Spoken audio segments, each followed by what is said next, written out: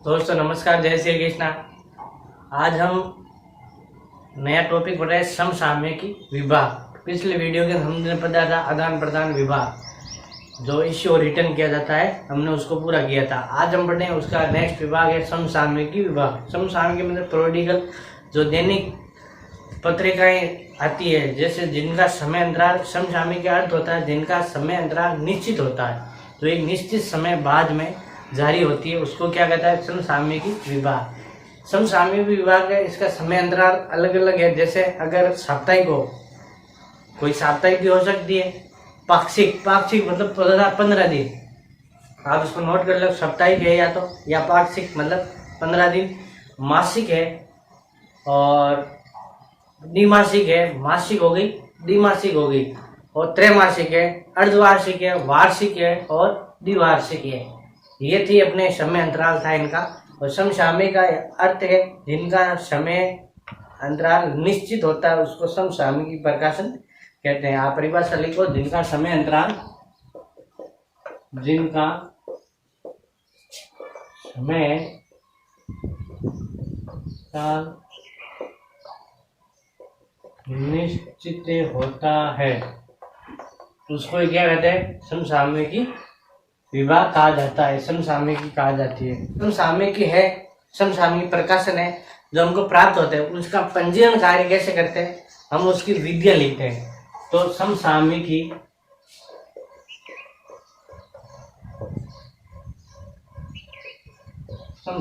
प्रकाशन की पंजीयन की विधियां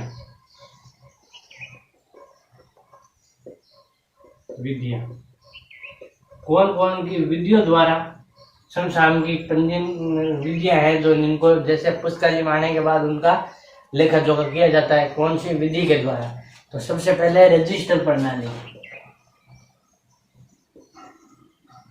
रजिस्टर प्रणाली है, रजिस्टर ले लिया जाता है, वही सेम जो पुस्तकों के अंदर किया जाता है वैसे ही इसके अंदर डेट, ईयर, मंथ है, वॉल्यूम है, नंबर है, ये आदि इसके डाटा होते हैं, और उसके आधार पर ये रजिस्टर प्रणाली बनाई जाती है। अगर रजिस्टर प्रणाली समसामयिक बहुत सारी विधि हो जाती है, तो उनको एक बाइंडिंग करके उनकी एक पुस्तक भी जारी की जा सकती है। सबसे पहले रजिस्टर प्रणाली। दूसरी है लेजर प्रणाली। दूसरी कौन सी है? लेजर प्रणाली। इसको क्या कहते हैं? खाता प्रणाली। तीसरी है एक पत्रक प्रणाली,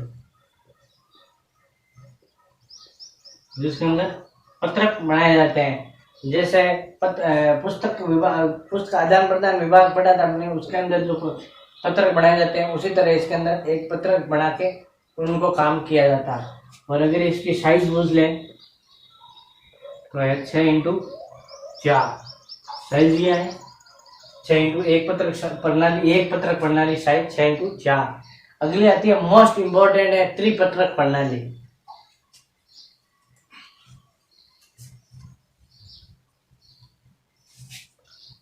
चौथी है त्रिपत्रक प्रणाली। इसके प्रणेता कौन थे? बनाने वाले एस.आर. रंगानाथन द्वारा बनाई गई त्रिपत्रक प्रणाली किससे समसामयिकी पीरियोडिकल से संबंधित है। यही क्वेश्चन बहुत बार आता है। इसके अंदर त्रिपत्रक मतलब 3 कार्ड बनाए जाते हैं।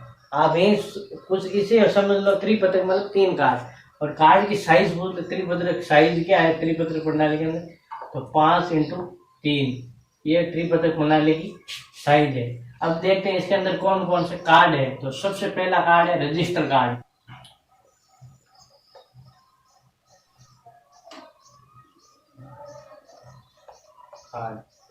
दूसरा है चेक कार्ड।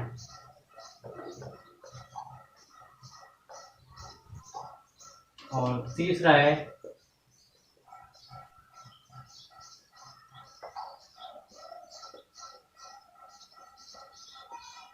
ये 3 कार्ड बनाए जाते हैं त्रिपत्रक प्रणाली के अंदर, रजिस्टर कार्ड, चेक कार्ड और क्लासिफाइड कार्ड। ये 3 कार्ड। रजिस्टर कार्ड का अलग अलग विशेषता लिख लो इसकी।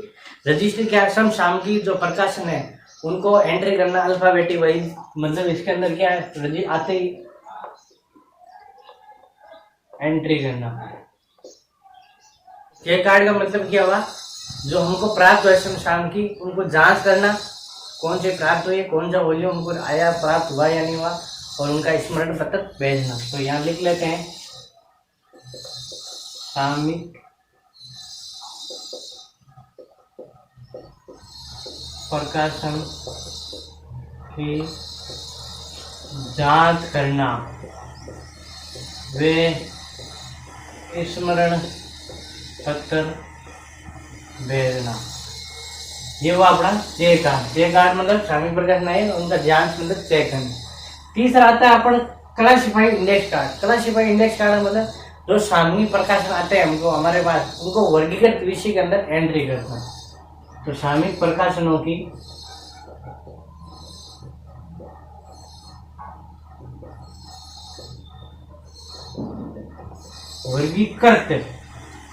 वर्गीकृत विषय से एंट्री करना या प्रविष्टि करना, ये हो गया क्लासिफाइड इंडेक्स कार्ड। ये थे अपने रंगानाथन की तीनों त्रिपत्रक प्रणाली को 3 कार्ड, इनकी साइज क्या है 5x3, तीनों की साइज एक ही है। रजिस्टर, चेक कार्ड और क्लासिफाइड कार्ड, 3 कार्ड बनाए जाते हैं रंगानाथन। रजिस्टर कार्ड एंट्री करना, जैसे आई रजिस्टर के अंदर एंट्री कर ली। चेक कार्ड सामयिक प्रकाशन में जांच करना, स्मरण करना। और क्लासिफाइड मतलब उसको वर्गीकृत विषय से एंट्री करना, किस विषय से संबंधित है उसके अनुसार ही उसकी एंट्री करना। क्लासिफाइड इंडेक्स कार्ड मतलब अलग अलग उनको छाड़ना, क्लासिफाइड मतलब अलग अलग छाड़ना, और इंडेक्स कार्ड विषय के अनुसार उसको इंडेक्स के अनुसार दर्शाना, तो उसको कहते हैं क्लासिफाइड इंडेक्स कार्ड। ये हुई थी अपनी त्रिपत्रक रंगानाथन की प्रणाली। इसके बाद आती है कार्डेक्स प्रणाली। चौथी है कार्डेक्स प्रणाली।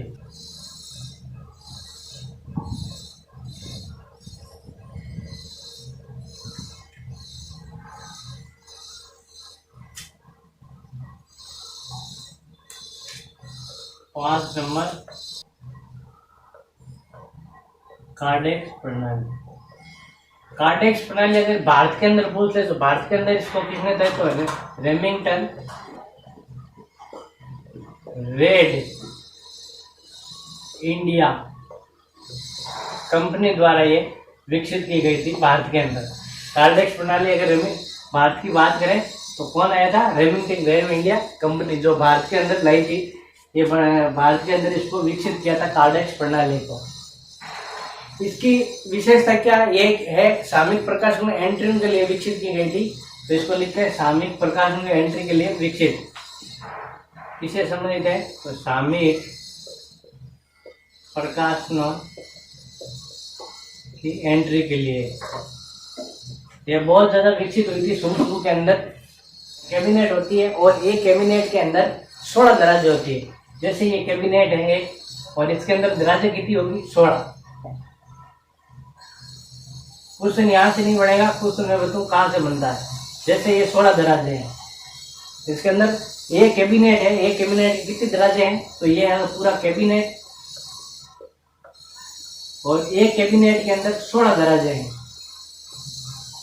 एक कैबिनेट के अंदर कितने दराजे हैं 16, और एक दराज के अंदर कितने कार्ड आते हैं, तो 64 कार्ड आता है। और एक दराज में 64 कार्ड आते हैं।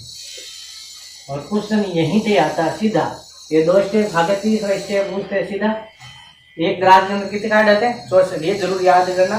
और इस प्रकार एक कैबिनेट है, इस कैबिनेट के अंदर पूछ ले कार्ड, एक कैबिनेट के अंदर कार्ड कितने आएंगे, तो 1000 कार्ड मिले जाएंगे आपको। एक कैबिनेट के अंदर 1000। और क्वेश्चन यहीं से पूछा जाता है 10,000 कैबिनेटों के लिए कितने 10,000 कार्डों को डालने के लिए कितने कैबिनेट की जरूरत पड़ेगी, तो 10। और क्वेश्चन हर बार ये 10 का आंसर पूछा जाता है। जितनी बार क्वेश्चन पूछा आंसर अभी तक 10 ही मिला है। ये एक कैबिनेट आप याद कर लो, एक कैबिनेट का 1000 कार्ड डाले जा सकते हैं। एक कैबिनेट के अंदर 16 दराज और एक दराज के अंदर 64 कार्ड डाले जाते हैं। इसको इंटू करें लगभग 1000 के समथिंग ही आएगा ये। और इसीलिए 10,000 कार्ड उड़ाने के लिए 10 कैबिनेट की जरूरत होगी। इसके अंदर दो कार्ड बनाए जाते हैं, एक टॉप कार्ड और एक बॉटम कार्ड। तो यहाँ लिखते हैं इसमें दो कार्ड होते हैं, एक होता है टॉप कार्ड, एक होता है बॉटम कार्ड। टॉप कार्ड के अंदर आपको पता है टाइटल लिखा जाता है, टाइटल है, कोड नंबर है, पब्लिशर है, इसका नाम लिखा जाता है। बॉटम कार्ड में क्या, ग्रंथालय का नाम जो एक्स्ट्रा है अपने पास कोई इंफॉर्मेशन वो लिखी जाती है बॉटम कार्ड। जैसे ग्रंथालय का नाम है, प्रकाशन की इसकी अवधि क्या है, कौन सा वॉल्यूम है और इसका नंबर क्या है, वॉल्यूम नंबर क्या है, ये कार्ड हमने लगाया जाता है। और हमेशा टॉप कार्ड ऊपर लगाया जाता है और बॉटम कार्ड नीचे। तो बॉटम कार्ड को टॉप कार्ड के पीछे लगाया जाता है। बॉटम कार्ड एक आएगा, टॉप कार्ड के पीछे आएगा। तो ये थी अपनी कार्डेक्स प्रणाली जो विकसित रेमिंगटन रैंड इंडिया कंपनी द्वारा विकसित की गई भारत के अंदर। फिर अपने आता है पुस्तकालय नियम। पुस्तकालय के कौन कौन से नियम हैं, उनको पुस्तकालय के नियम, पाठकों को पुस्तकालय में पुस्तक उपयोगी बनाने के लिए पुस्तकालय नियम बनाए जाते हैं। और इसके अंदर ज्यादा है कुछ नहीं। एक नियम क्या है, पुस्तकालय नियम एक सेवक होते हैं, स्वामिनी होते हैं, ये जरूर याद रख लेना। पुस्तकालय नियम क्या होते हैं, सेवक ना के स्वामी।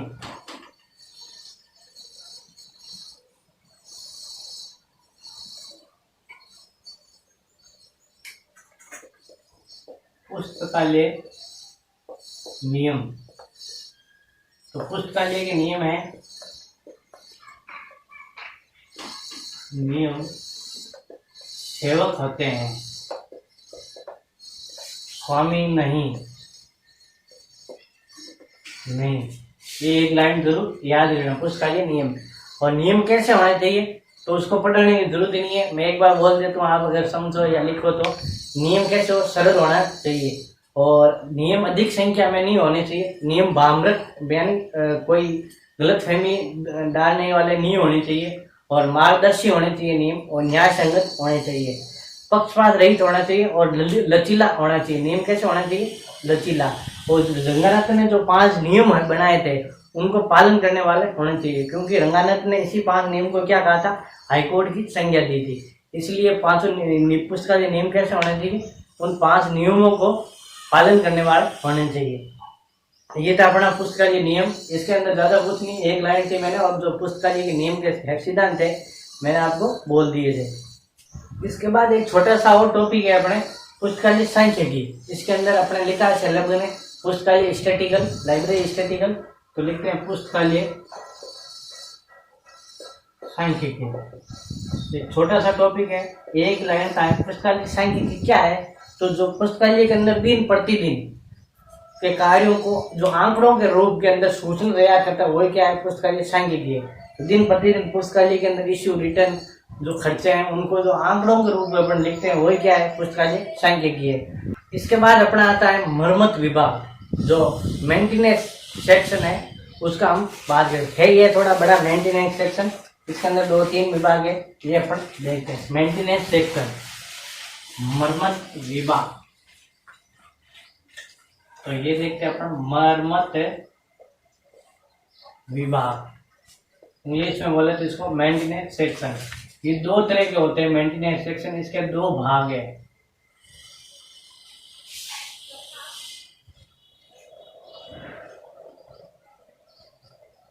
पहला है अनुरक्षण। अनुरक्षण मतलब होता है रख रखाव,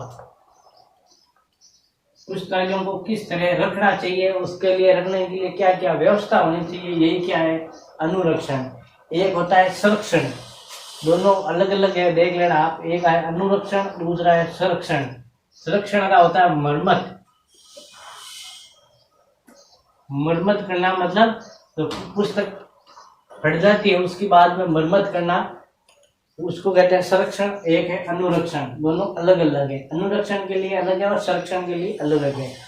अनुरक्षण के लिए क्या है, तो अनुरक्षण के लिए रख रखाव क्या है, सबसे पहले open access system, OPSC, open access system के लिए इसके लिए क्या क्या विभाग है, और 2 तरह के होते हैं ये। एक तो है ओपन एक्सेस सिस्टम, एक है स्टेट रूम। इन दोनों के लिए अलग अलग नियम है। तो एक है ओपन एक्सेस सिस्टम, एक होता है स्टेक रूम। उन दोनों के लिए अलग अलग नियम दे रखे हैं मरम्मत विभाग की। तो सबसे पहले देखते हैं ओपन एक्सेस सिस्टम, इसके अंदर क्या क्या शामिल है और इसके लिए क्या क्या मरम्मत विभाग के कार्य है। तो इसके अंदर ओपन एक्सेस सिस्टम के अंदर क्या लगा, हमेशा एक ही पुस्तकालय का एक ही प्रवेश द्वार होना चाहिए। मतलब जो पाठक आते हैं उनको चेक करके एक ही प्रवेश द्वार होना चाहिए और एक ही प्रवेश द्वार जाने के लिए होना चाहिए, ताकि कोई पाठक है वो पुस्तक अपने साथ नहीं ले जाए। और व्यक्तिगत सामग्री के लिए कहाँ रखी जाती है पुस्तकालय के अंदर, ये इसी के अंदर मरम्मत विभाग के अंदर पिछली बार क्वेश्चन आया था। पुस्तकालय की व्यक्तिगत सामग्री कहाँ रखी जाती है, तो प्रॉपर्टी काउंटर नाम का एक होता है बार, उसके अंदर ये जमा की जानी चाहिए। तीसरी है इसके अंदर खिड़कियों दरवाजों पर लोहे की हमेशा क्या होगी, जाली, ताकि ये कबूतर है नहीं आए और पुस्तकालयों को पुस्तकों को गंदा नहीं कर सके। चौथा है जो दुर्लभ ग्रंथ उनको कांच की अलमारी में रखना चाहिए। दिल्ली लाइब्रेरी के अंदर वहाँ मिल जाएंगे दुर्लभ पुस्तकालय, वहाँ पर वो कांच की अलमारी में बंद है और उनको कहीं इश्यू या रिटर्न नहीं करते हैं, उनको इलेक्ट्रॉनिक रूप से संग्रहण किया जाता है उनका, और उनको बस देखने के लिए पाठकों को देखने के लिए उनको जमा किया जाता है। ये था अपना ओपन एक्सेस सिस्टम। फिर आता है स्टेक रूम के लिए। स्टेक रूम के लिए क्या क्या प्रावधान है, तो स्टेक रूम के अंदर मतलब आप पुस्तकों को जो स्टेक रूम होती है जो स्लाइडें बनाई जाती है उनके अंदर जमाना, तो हमेशा पुस्तकालय के अंदर एक एसी का प्रावधान होने चाहिए, ऐसी होनी ही चाहिए। और अलमारियाँ कैसी होनी चाहिए, लोहे की, ताकि वहाँ पर दीमक ना लगे। और पर्याप्त रोशनी होनी चाहिए, पर्याप्त रोशनी होगी तो वहाँ पर पुस्तकालय के अंदर ये कीट मकोड़े ये पैदा नहीं होंगे। और दो अलमारियों के बीच के अंदर जो दो अलमारियां हैं उनके बीच में 4 से 6 फुट की हमेशा क्या होनी जगह होनी चाहिए। और स्टेक रूम गाइड का प्रावधान हो, जैसे स्टेक रूम है तो वहाँ जैसे बे गाइड है, गैंगवे गाइड है, ये 2-3 गाइडें हैं, उनको हम आगे पढ़ेंगे कौन कौन सी गाइड है। तो ये गाइडों में हमेशा प्रावधान होना चाहिए। और पुस्तकालय के अंदर आर्द्रता या तापमान का उचित व्यवस्था होनी चाहिए, आर्द्रता 50% होना चाहिए। ये था अपना स्टेक रूम का प्रावधान। फिर और आती है स्टेक रूम के अंदर लाइब्रेरी गाइड कौन कौन से, ये अपन देख लेते हैं। तो विभिन्न प्रकार की गाइडें हैं लाइब्रेरी के अंदर। तो एक तो है बे गाइड, BAY गाइड कौन कौन सी है पुस्तकालय के अंदर, तो एक तो होता है बे गाइड। बे गाइड होती है मतलब जो रास्ते के बाहर लगी होती है। जब 2 गाइड स्टेक रूम है, जैसे ये स्टेक रूम है और इसमें ये जाने का रास्ता है, यहाँ पर जो लगाई होती है एक पट्टिका, संदेश पट्टिका, उसको ही कहा जाता है बे गाइड। ये होती है बे गाइड। और दूसरा है गैंगवे गाइड।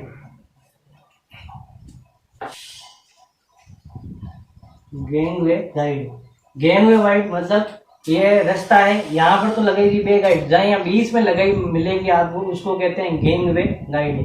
बीच के अंदर मिली होती है उसको कहते हैं गैंगवे गाइड, और जो बाहर की तरफ लगी है उसे बे गाइड कहा जाता है। और एक होता है सूची पत्र गाइड, जो सूची कैबिनेट के पास लगा होता है उसको क्या जाता है सूची पत्र गाइड। ये है अपने गाइड जो पुस्तकालय के अंदर गाइडों का प्रावधान है वो हमने बताया। अब है पुस्तकालय सामग्री खराब होने के कारण क्या है, तो इसको आप मैं बोल रहा हूँ या तो लिख लो आप इसको। तो पुस्तकालय के अंदर पाठ्य सामग्री खराब होने का कारण एक तो है आग और पानी, या तो आग लग जाए या पानी से खराब हो जाए बारिश के पानी से, तो ये पाठ्य सामग्री से खराब हो जाती है। दीमक है, मकोड़ा है, उनके कॉकरोच है, इनसे खराब हो जाए। तो कॉकरोच से बचने के लिए क्या है, DTP तथा सोडियम क्लोराइड का छिड़काव करना चाहिए। इसका एक तो कॉकरोच छिड़काव DDT और सोडियम क्लोराइड का। दीमक के लिए कार्बन सल्फाइड का छिड़काव करना चाहिए। अगर चूहा है तो लेई में लीला थोथा डालकर उसको छिड़काव करने से चूहों की परेशानी हमेशा के लिए दूर हो जाती है। अगर पूछ ले पुस्तकालयों के 4 शत्रु कौन कौन से, बहुत बार क्वेश्चन आएगा आ रखा है आपको, ये लगभग केवी के अंदर 2-3 बार क्वेश्चन पूछा जाता है। पुस्तकों के शत्रु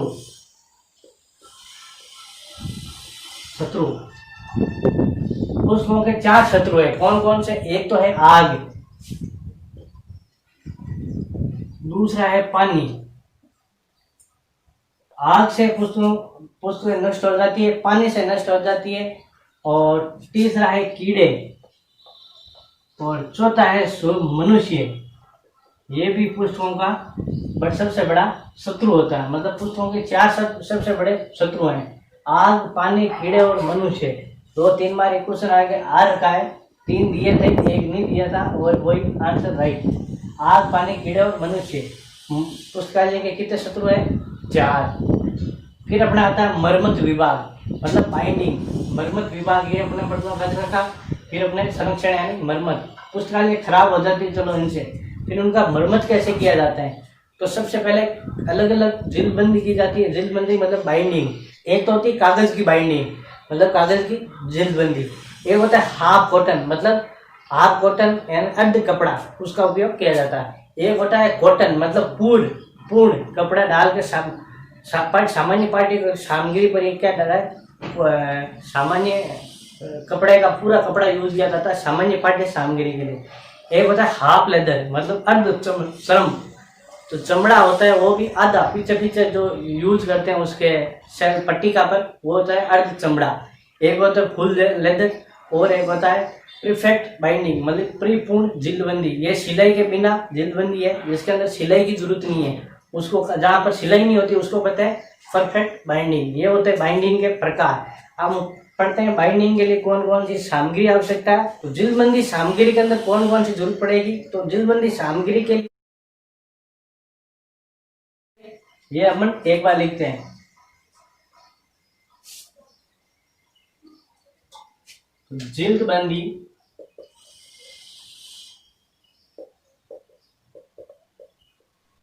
सामग्री कौन कौन सी है? तो सबसे पहला है ये धागा। जिल्दबंदी के लिए सबसे पहले किसकी जरूरत पड़ेगी? धागा की। 2 नंबर है फीता, नापने के लिए हमको फीते की जरूरत पड़ेगी। 3 नंबर है गत्ता। चौथा है अतिरिक्त पृष्ठ। अतिरिक्त पृष्ठ जो पुस्तक का ऊपर का और सबसे बाहर नीचे का हिस्सा, वही क्या अतिरिक्त पृष्ठ। जो ऊपर वो जाड़ा गत्ता होता है वही क्या कहा जाता है? अतिरिक्त पृष्ठ। 5 नंबर है चिपकाने वाला पदार्थ।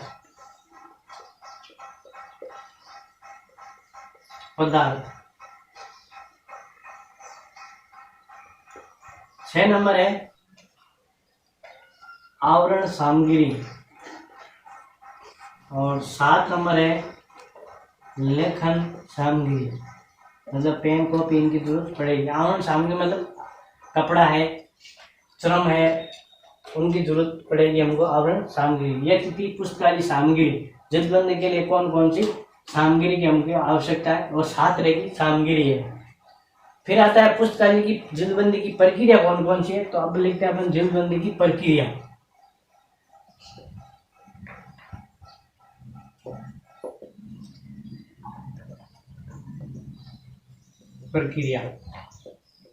प्रक्रिया कितने चरण है? तो इसके 8 चरण है। जिल्दबंदी प्रक्रिया कितने चरण है? तो 8 चरण है।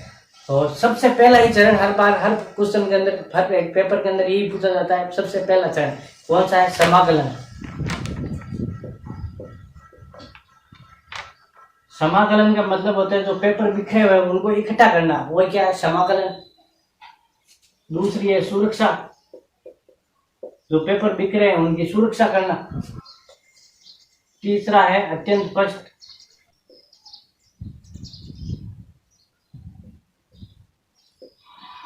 इसका मतलब एंड पेपर, तो पेपर खराब हो जाता है उसके एंड के अंदर जो वापस लगाया जाता है उसको क्या जाता है? अत्यंत स्पष्ट, और लिखा जाता है उसको एंड पेपर। 4 नंबर है सिलाई। सिलाई की हमको जरूरत पड़ेगी। 5 नंबर है मंडलीकरण।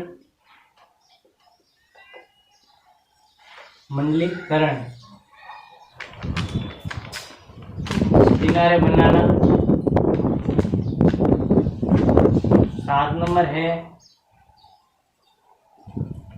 आवरण सामग्री, और 8 नंबर है अक्षर लेखन। इसकी जिल्दबंदी की कितनी प्रक्रिया है? 8। समाकलन, सुरक्षा, अत्यंत स्पष्ट, सिलाई, मंडलीकरण, किनारे बनाना, आवरण सामग्री और अक्षर लेखन। ये इसकी 8 प्रक्रिया। और क्वेश्चन इस जिल्दबंदी की कितनी प्रक्रिया है? 8। या तो प्रक्रिया पूछ लेगा या सीधा ही पूछ लेगा समाकलन। पहला चरण कौन सा है? तो समाकलन। इन चरण के अंदर ऊपर नीचे कर सकते हो, लेकिन पहले चरण के अंदर आप ऊपर नीचे नहीं कर सकते। सबसे पहला यही आएगा, मतलब यही आएगा। ये थी जिनबंदी की प्रक्रिया, और ये है जिनबंदी की 7 सामग्री और 8 प्रक्रियाएं। अलग अलग इसको कर लेना। जिनबंदी की सामग्री की जरूरत कितनी पड़ेगी? 7, और प्रक्रिया कितनी है इसकी? 8। जिनबंदी की प्रक्रिया के बाद अपना आती है आवरण सामग्री के लिए चमड़े की जो आवश्यकता है। तो चमड़े के कौन कौन से प्रकार है? तो सब उससे पहले जो 2016 के अंदर पेपर, उसके अंदर आया था भेड़ का चमड़ा। श्रेष्ठ चमड़ा कौन सा है? भेड़ का चमड़ा। और भेड़ के चमड़े के अंदर बेंसिल भेड़ है, रोण और स्क्वाइस, ये भेड़ की चमड़े की बात है। सुअर का चमड़ा होता है, एक तो एक आम होता है भेड़ का चमड़ा, तो श्रेष्ठ चमड़ा कहा जाता है। एक होता है सुअर का चमड़ा, एक होता है बकरे का चमड़ा, जिसको कहते हैं मोर को। ये पिछली वाले एग्जाम के अंदर क्वेश्चन आया था, बकरे मोर को क्या है? तो मोर को बकरे का चमड़ा वो क्या कहलाता है? मोर को कहलाता है। तो चमड़े के प्रकार,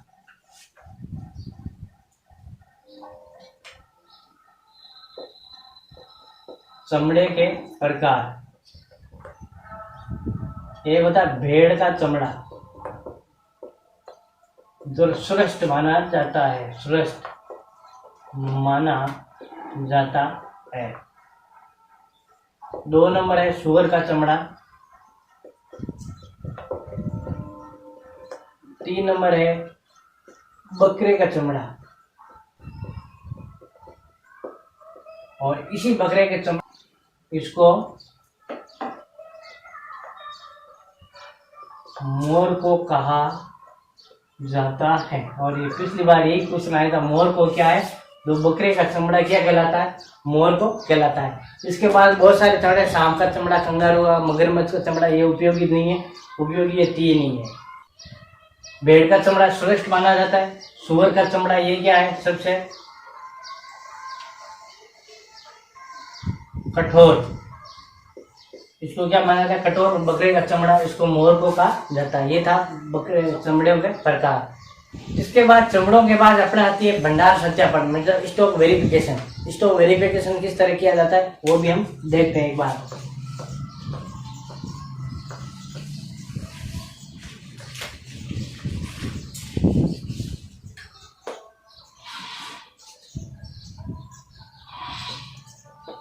भंडार सत्यापन, भंडार सत्यापन हर पुस्तक के लिए जरूरी है। भंडार सत्यापन का अर्थ है भौतिक जांच करना, जिसके अंदर पाठ्य सामग्री है, फर्नीचर है, मशीन है, उनकी भौतिक जांच करना है, क्या है? भंडार सत्यापन कहलाता है। और भंडार सत्यापन के अंदर क्या है, क्या क्या 3 रूल है अलग अलग। तो पुस्तकालय के अंदर, इसके अंदर क्या क्या है? पुस्तकालय में 20,000 प्रलेख है, तो प्रति वर्ष आपको स्टॉक वेरिफिकेशन करना पड़ेगा। 20,000 प्रलेख है तो प्रति वर्ष आपको स्टॉक वेरिफिकेशन करना पड़ेगा। और अगर यही 50,000 है, 20,000 प्रलेख है तो 50,000 तक है, तो प्रति 3 वर्ष, प्रति 3 वर्ष के बाद 3 वर्ष, 20,000 है, 20,000 तक तो है तो प्रति वर्ष, और 20,000 से 50,000 के बीच में मिल जाएंगे तो आपको प्रति 3 वर्ष के बाद स्टॉक वेरिफिकेशन करना पड़ेगा। अगर ये 50,000 से अधिक है, 50,000 से अधिक, 50,000 से अधिक, तो 5 वर्ष में एक बार, वो भी सैंपलिंग विधि द्वारा,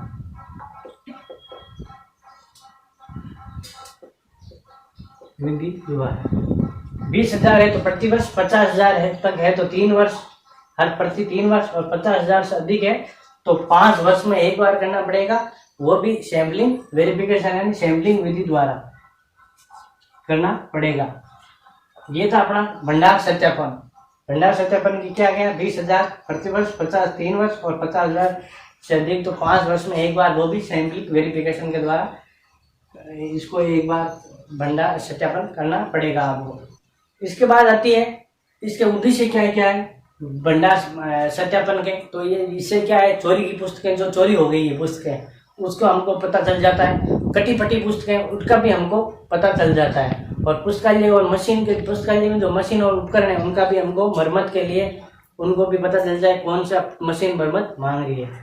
तो इसके बाद आता है भंडार सत्यापन के प्रकार। तो एक तरह साधारण गणनाविधि प्रकार पूछ ले इसके भंडार सत्यापन के। तो एक तो है साधारण गणना विधि, साधारण गणना विधि। दूसरी है प्रति फुट गणना विधि। तीसरी है परिग्रहण पंजिका, जो परिग्रहण रजिस्टर है उसके द्वारा। और चौथी निधानी सूची, स्टेगरूम है वो सूची, वही निधानी सूची। और पांचवी है नमूना विधि, मतलब सैंपलिंग। उसके द्वारा यह है पुस्तकालय भंडार सत्यापन के प्रकार। कौन किस विधि से किया जाएगा? साधारण गणना विधि, प्रतिफुट, परिग्रहण पंजिका और निधान सूची और नमूना विधि। इनके द्वारा अपन भंडार सत्यापन किया जा सकता है। फिर आता है भंडार परिशोधन। एक तो है स्टॉक वेरिफिकेशन, एक स्टॉक रेक्टिफिकेशन। ये क्या है? भंडार परिशोधन।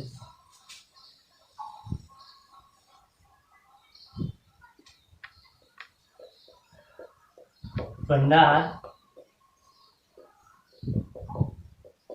परिशोधन क्या होता है? एक तो है भंडार सत्यापन, एक भंडार परिशोधन यानी रेक्टिफिकेशन। ये क्या है? जो पाठकों के द्वारा उपयोग के बाद लौटाई गई पुस्तकें हैं, जो प्रतिदिन पाठक जो पुस्तकें वापस लौटाई जाती है, दी जाती है, जमा कराई जाती है, उन लौटाने सामग्री रखेंगे कहाँ? उस सेल्फ के अंदर ऊपर रख देंगे। जो पुस्तकालय एंट्री करेगा वहां पर उसके अंदर रख देते, ऊपर रख देते हैं। और उन्हीं पाठ्य सामग्री को व्यवस्थित करना, जो पाठक द्वारा जो लौटाई गई अपनी पुस्तक है उनको वापस व्यवस्थित करना ही क्या है? भंडार परिशोधन। तो आप इसकी परिभाषा लिख लो। पाठक द्वारा उपयोग के बाद लौटाई गई पाठ्य सामग्री, पाठक द्वारा उपयोग के बाद लौटाई गई पाठ्य सामग्री को व्यवस्थित करना ही क्या है? भंडार परिशोधन। और ये नित्य प्रति किया जाने वाला कार्य है। तो इसका ये इम्पोर्टेंट है। ये क्या है? नित्य प्रति करने वाला कार्य है। मतलब इसको प्रत्येक दिन करना पड़ेगा। भंडार परिशोधन हर दिन आपको करना पड़ेगा। हर दिन पुस्तकें मिलेगी आपको पाठक के द्वारा वापस जो इश्यू करी है वो रिटर्न होगी। उन रिटर्न पुस्तकों को वापस आपको सेल्फ के अंदर जमानी है। यही क्या है? भंडार परिशोधन। और इसके अंदर अपन को एक ही बाकी है बजट। जो पुस्तकालय के अंदर बजट बनाया जाता है, ये तीसरा यूनिट प्रशासन और प्रबंध का ही भाग है। तो अपने नेक्स्ट वीडियो के अंदर पढ़ेंगे पुस्तकालय के कौन कौन सी बजट की विधियां हैं और बजट कैसे तैयार किया जाता है और बजट के लिए कौन किसकी सबसे ज़्यादा आवश्यकता होती है। इसको हम पढ़ेंगे नेक्स्ट क्लास के अंदर। तब तक आप सभी को जय श्री कृष्णा।